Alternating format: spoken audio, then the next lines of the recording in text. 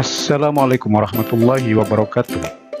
Halo teman-teman, jumpa lagi bersama kami di channel Mahir Matematika.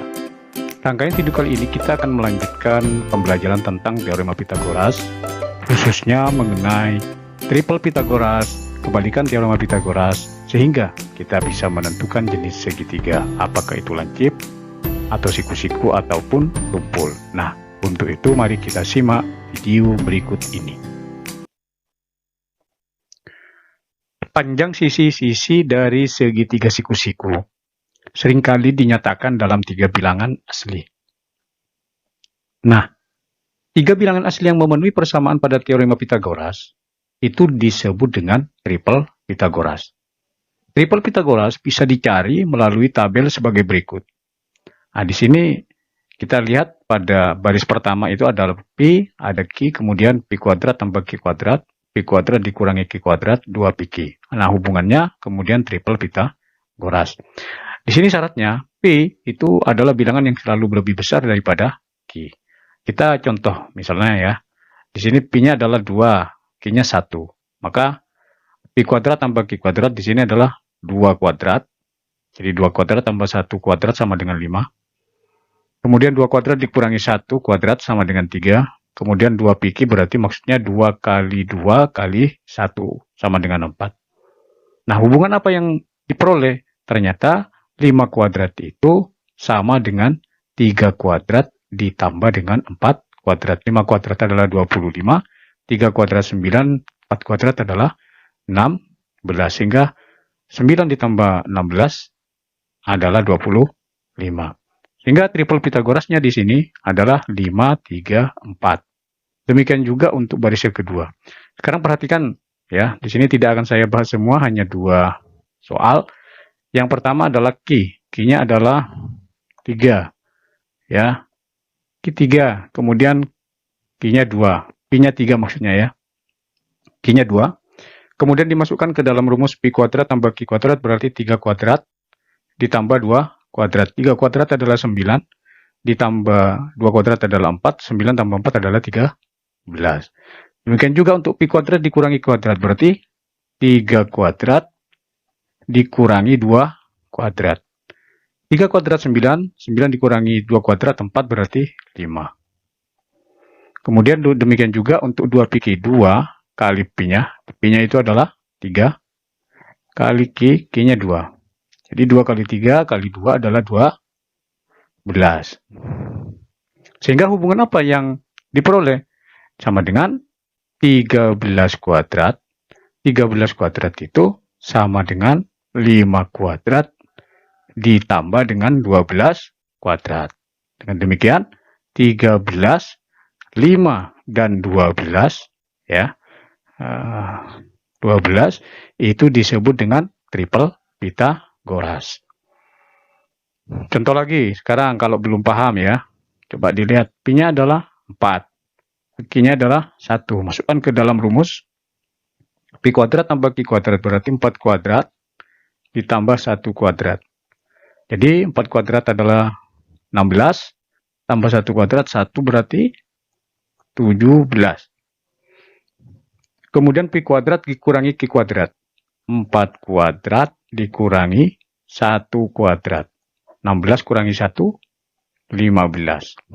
Kemudian 2 pi Q 2 kali 4 kali 1, yaitu 8. Nah, oleh karenanya 17 kuadrat itu sama dengan 15 kuadrat ditambah dengan 8 kuadrat. 17 kuadrat itu 289, ini 15, 225. 8 kuadrat 64, jadi 225 ditambah 64, 289. Dengan demikian, maka triple Pitagorasnya adalah 17, sisi yang terpanjang, kemudian 15, dan 8. Demikian seterusnya. Nah, untuk memudahkan, maka ya, untuk memudahkan rumus ini, untuk sisi miringnya itu adalah pi kuadrat tambah Q kuadrat, sedangkan sisi tegaknya 2 pi Q dan pi kuadrat dikurangi Q kuadrat. Ini nanti untuk mencari bilangan-bilangan yang merupakan triple Pitagoras.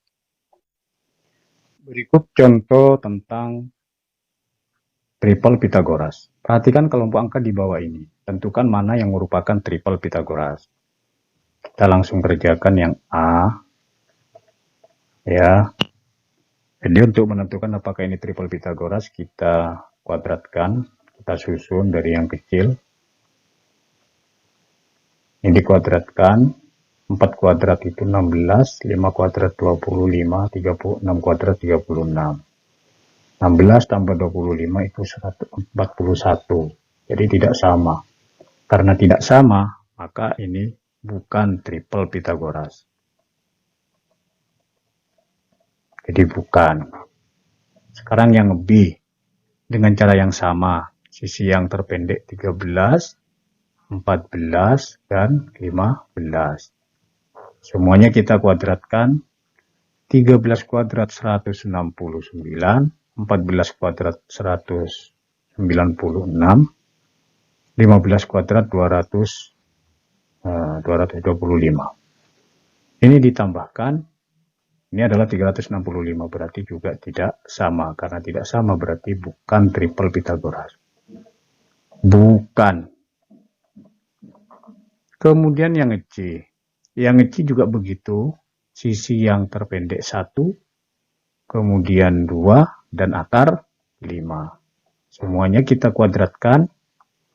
1 kuadrat 1, 2 kuadrat 4, akar 5 kuadrat adalah 5. Kalau 1 tambah 4, hasilnya sama dengan 5. Berarti ini bilangan triple Pitagoras. Triple ya. Jadi di sini adalah triple. Kemudian dengan cara yang sama di akar 3, yang paling kecil, kemudian akar 5 ya, dan 4. Dikuadratkan, akar 3 kuadrat 3, akar 5 kuadrat 5, 4 kuadrat 16, 3 tambah 5 8, tidak sama dengan 16, berarti di sini bukan. Selanjutnya, yang E, 15, 20, 25. 15, 20, 25. Kita kuadratkan. 15 kuadrat 225. 20 kuadrat itu 400. 25 kuadrat 625.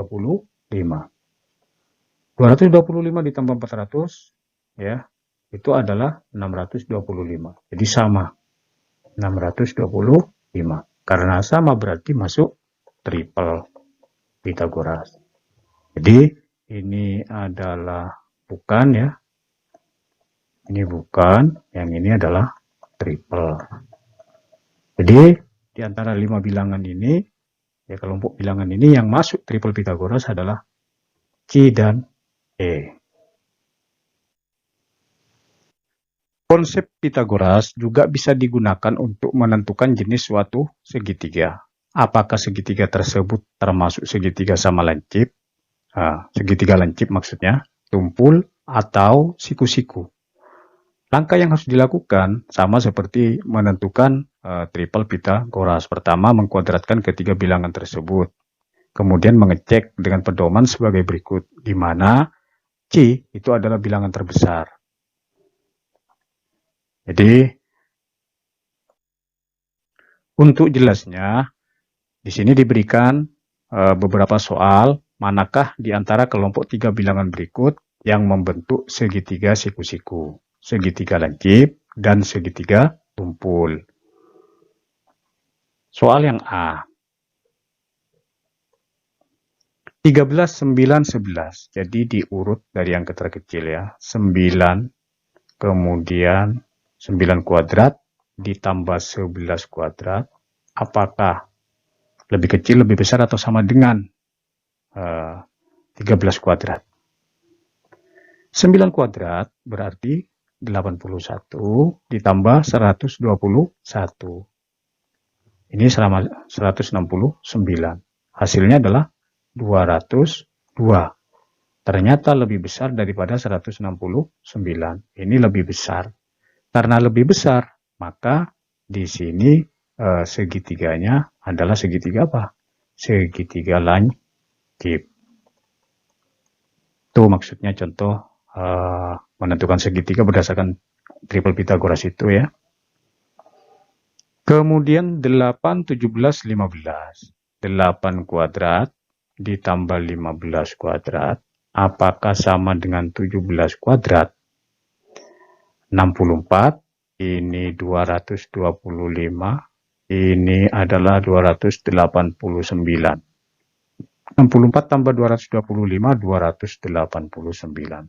Sama ya. 289. Jadi di sini sama, maka namanya segitiga apa? Segitiga siku-siku. Kemudian yang C.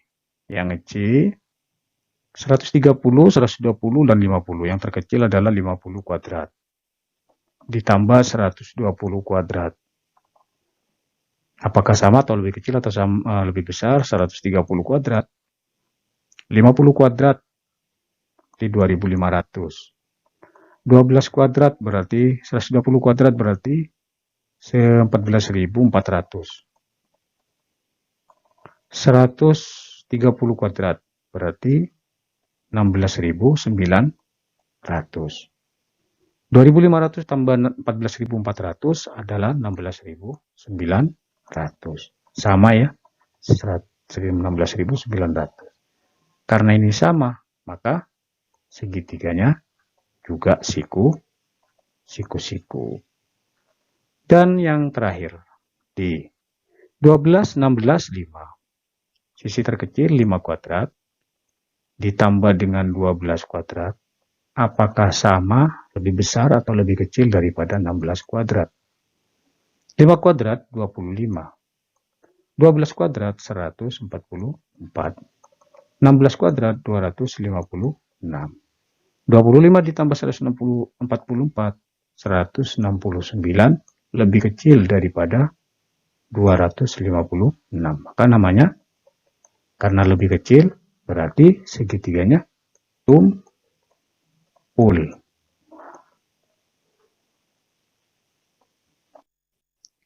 Kali ini kita akan membuktikan segitiga siku-siku ya dengan kebalikan teorema Pythagoras. Teorema Pythagoras mengatakan bahwa pada segitiga siku-siku berlaku bahwa jumlah kuadrat sisi siku sama dengan kuadrat sisi miring. Nah, kebalikannya, kalau berlaku jumlah kuadrat sisi yang tegak sama dengan kuadrat sisi yang miring, maka segitiga itu adalah siku-siku. Oleh karenanya, kita perhatikan contoh soal berikut. Perhatikan segi 4 di samping. Sudut AB siku-siku. AD sama dengan 4. AB sama dengan 6, BC 7, dan DC akar 69. Tentukan apakah sudut B merupakan siku-siku. Nah, di sini untuk menentukan apakah D itu siku-siku, kita melihat nanti segitiga ADC. Makanya diberi garis bantu, di sini adalah garis A ke C. Di sini ada dua segitiga. Yang satunya jelas segitiga siku-siku, yaitu ABC. Nah, pada segitiga ABC ini, kita bisa menentukan panjangnya AC dengan menerapkan teorema Pythagoras. AB-nya yaitu AC, ya, AC kuadrat, karena ini segitiganya siku-siku di B, AC kuadrat itu berarti berlaku bahwa AB kuadrat ditambah dengan BC kuadrat. AB-nya itu adalah 6 ya. Jadi di sini 6 kuadrat. 6 kuadrat. Sedangkan BC-nya itu adalah 7. Jadi 7 kuadrat. Sehingga ini hasilnya 36 ditambah 49 adalah 85. Dengan demikian AC-nya akar 85. Nah, sekarang ini 85 ya, akar 85. Pertanyaannya sekarang, apakah di sini siku-siku gitu ya? Kalau siku-siku sesuai dengan teorema Pythagoras akan berlaku bahwa ini nanti AD kuadrat ditambah dengan DC kuadrat itu sama dengan AC kuadrat. Jadi AC ini adalah dianggap sisi miring. AD-nya itu adalah 4. Jadi 4 kuadrat. DC-nya itu adalah akar 69. Akar 69 kuadrat. Nah, AC-nya itu setelah dicari adalah akar 85 kuadrat. Sehingga 4 kuadrat adalah 16. Kemudian akar 69 kuadrat adalah 69. 8 akar 85 kuadrat adalah 85. Ternyata hasilnya sama. Nah, karena hasilnya sama, atau jumlah sisi kuadrat sisi tegak ternyata sama dengan kuadrat sisi miring, maka segitiga itu adalah siku-siku. Siku-sikunya di mana? Adalah di D. Jadi sudut D itu sudutnya adalah siku-siku atau 90 derajat. Itu cara membuktikannya, ya.